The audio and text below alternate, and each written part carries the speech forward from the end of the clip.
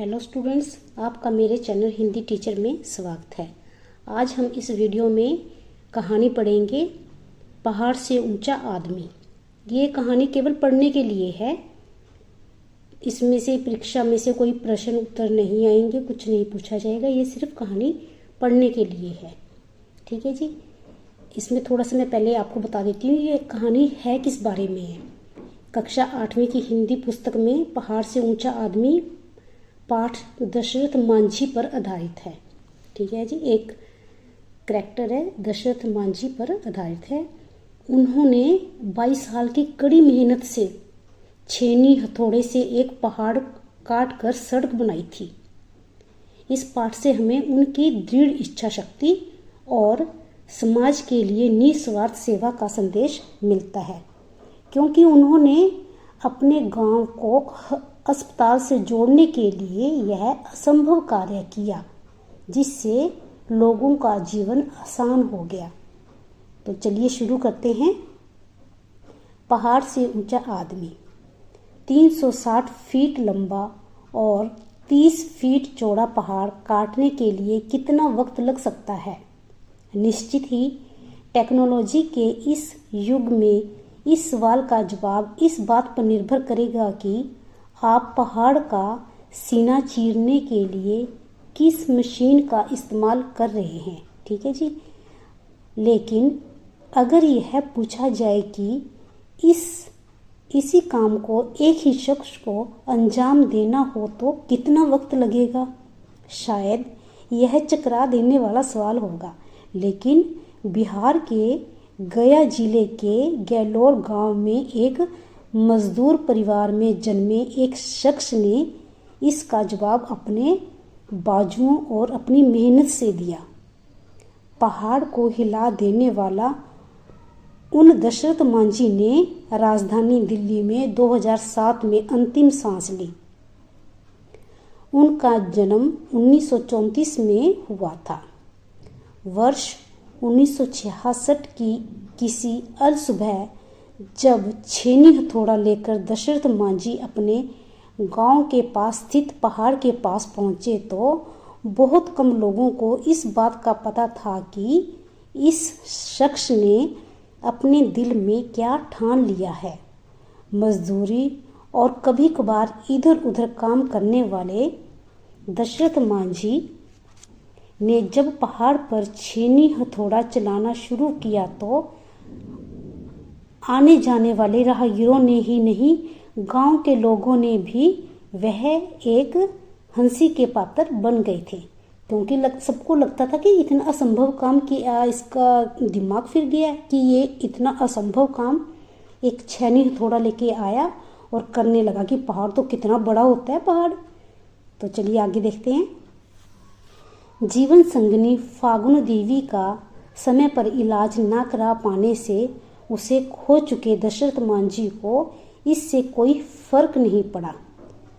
उनकी जो धर्मपत्नी थी फागुनी देवी जी, तो वो मतलब उनका स्वास्थ्य ठीक नहीं था, वो बीमार थे। उनको समय से इलाज नहीं मिल पाया। क्यों? क्योंकि जो हॉस्पिटल था, अस्पताल था, वो गांव से बहुत दूर था। है तो पास था, लेकिन पहाड़ था तो बहुत घूम के जाना पड़ता था, इसलिए उसकी जो दूरी थी वो बहुत ज़्यादा थी। लेकिन अगर वो पहाड़ के बीच में से रास्ता निकल जाता तो दूरी बहुत कम हो जाती। तो इसलिए मांझी जी ने ठान लिया कि इस पहाड़ को काटना है। आगे देखते हैं। धुन के पक्के दशरथ की अथक मेहनत 22 साल बाद तब रंग लाई जब उस पहाड़ से एक रास्ता दूसरे गांव तक निकल आया। उन्होंने कितने साल मेहनत की पहाड़ को काटने में? 22 साल। आगे है। आखिर ऐसी क्या बात हुई कि दशरथ को पहाड़ चीरने की धुन सवार हुई? दरअसल पहाड़ को जब तक चीरा नहीं गया था तब तक दशरथ के गांव से सबसे नज़दीक वजीरगंज अस्पताल 90 किलोमीटर पड़ता था। जो अस्पताल था ना, कहने को तो यही था कि सबसे नज़दीक अस्पताल यही है, लेकिन उसकी दूरी कितनी थी? 90 किलोमीटर। अब देखो, किसी पेशेंट को, किसी बीमार पर्सन को लेके जाना हो, एक तो उस टाइम साधन नहीं होते थे ले जाने के, अगर किसी तरह लेके भी जाते हैं तो देखो 90 किलोमीटर का रास्ता तय करना पड़ता था, जो बहुत मुश्किल है। आगे है, दशरथ की पत्नी की तबीयत खराब होने पर उसे वहां ले जाने के दौरान ही उसने दम तोड़ दिया। मतलब कि अभी जा ही रहे थे कि रास्ते में ही उनकी पत्नी ने दम तोड़ दिया। उन्हें लगा कि पहाड़ से कोई रास्ता होता तो मैं अपनी पत्नी को वक्त पर अस्पताल ले जाता और उसका इलाज करा पाता। सर्वेश्वर दयाल सक्सेना की एक कविता है, उस कविता की पंक्ति है, दुख तुम्हें क्या तोड़ेगा, तुम दुख को तोड़ दो, बस अपनी आंखें औरों के सपनों से जोड़ दो। देखो कितनी अच्छी पंक्ति है। तो ये दशरथ मांझी ने भी इन पंक्तियों को बिल्कुल सत्य सिद्ध कर दिया। देखो कैसे कि उन्होंने अपना तो कितना बड़ा दुख झेल लिया उन्होंने, लेकिन उन्होंने पहाड़ में से फिर भी रास्ता बनाया अपनी पत्नी के गुजर जाने के बाद कि चलो मैंने जो दुख भोगा है, कम से कम हमारे गांव का कोई अन्य लोग जैसा मेरे साथ हुआ किसी दूसरे के साथ ना हो। आगे है जी, जिंदगी का 30वां बसंत पार कर चुके दशरथ मांझी ने शायद शेष गांव के निवासियों के मन में भी दबी इस छोटी सी हसरत को अपनी जिंदगी का मिशन बना डाला है। तो ये विचार तो गांव के जो और लोग थे उनके मन में भी आता था कि अगर ये पहाड़ में से रास्ता निकल जाए तो जो अस्पताल है उसका दूरी जो है बहुत कम हो जाएगी। और अपनी पत्नी की असामयिक मौत से उपजे प्रचंड दुख का एक नई संकल्प शक्ति में तब्दील कर दिया।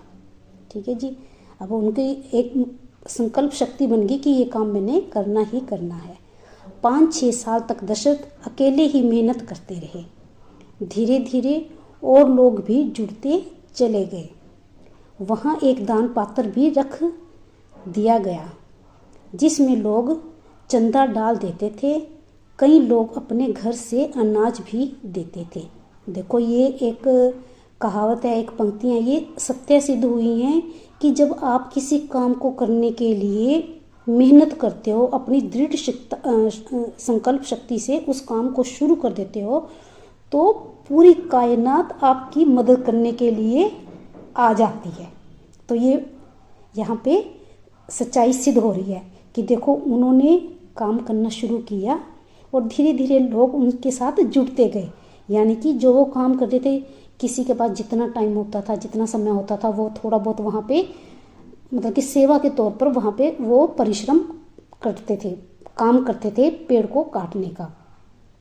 फिर वहाँ पे एक दान पात्र भी रखा गया क्योंकि दशरथ मांझी जी तो खुद गरीब परिवार से थे।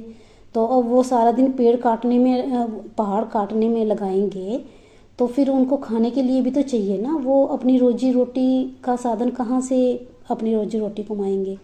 तो एक वहाँ दान पात्र भी रख दिया गया। तो उसमें दान पात्र में लोग चंदा डालते थे, कई लोग अपने घर से अनाज भी देते थे। ठीक है जी, देखो मतलब कि एक जब उन्होंने काम शुरू किया तो कितने हाथ आगे बढ़े उनकी मदद करने के लिए। चलो जी आगे शुरू करते हैं। आज की तारीख में आप कह सकते हैं कि गैलोर से वजीरगंज जाने की 80 किलोमीटर की दूरी को 13 किलोमीटर ला देने वाला यह रास्ता एक श्रमिक के प्यार की निशानी है। ठीक है जी।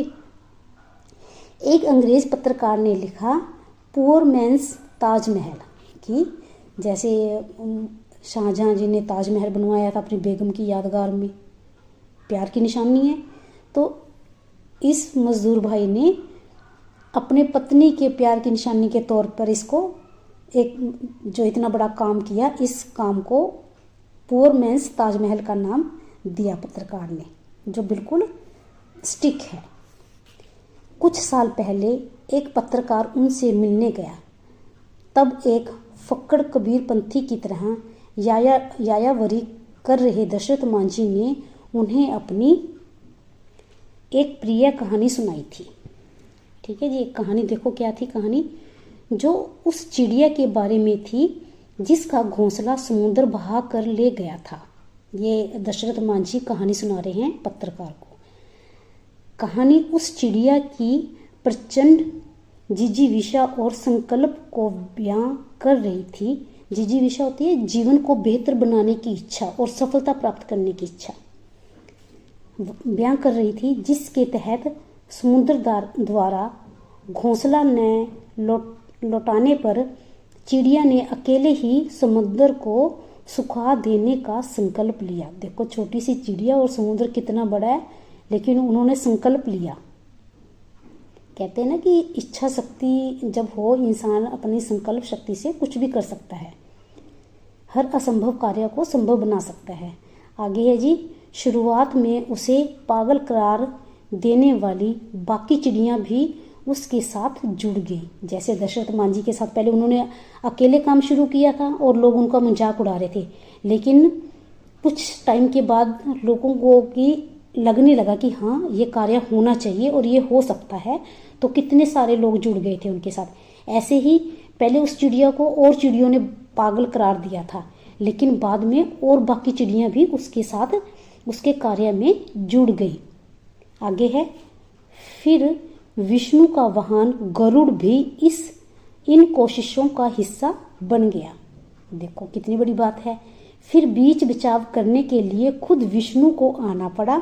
उन्होंने समुद्र को धमकाया कि अगर उसने चिड़िया का घोंसला नहीं लौटाया तो पल भर में उसे सुखा दिया जाएगा। तब पत्रकार ने जब उनसे पूछा कि कहानी की चिड़िया क्या आप ही हो, इसके जवाब में आंखों में शरारत भरी मुस्कान लिए दशरथ मांझी ने बात टाल दी थी।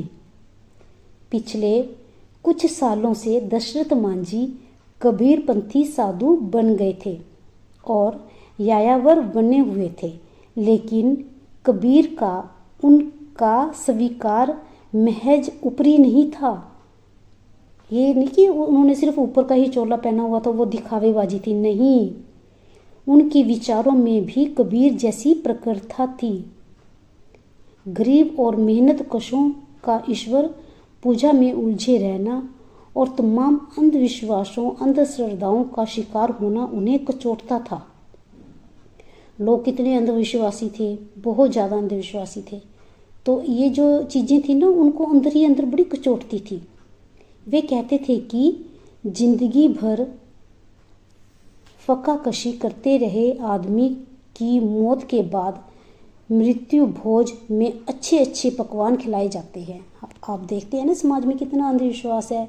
अब मान्यताएं लगा लो, जो भी लगा लो, कि जब उनकी मृत्यु हो जाती है, भले ही उनको जब वो जिंदा थे उनको एक रूखी सूखी भी ना नसीब हो रोटी, लेकिन जब वो मर जाते थे उनकी मौत के बाद मृत्यु भोज में कितने अच्छे अच्छे पकवान खिलाए जाते हैं। इसके लिए लोग कर्जा क्यों लेते हैं, और लोगों की इतनी अंधश्रद्धा है कि अगर हम ऐसा नहीं करेंगे तो हमारे साथ कुछ बुरा होगा। भले ही उनके पास ऐसा करने के लिए पैसे नहीं हैं, मृत्यु भोज करने के लिए, वो कर्जा लेके भी ऐसे काम करते थे, और फिर कर्जा लौटाने में उनकी क्या हालत होती थी, ये बयान करना बहुत कठिन है।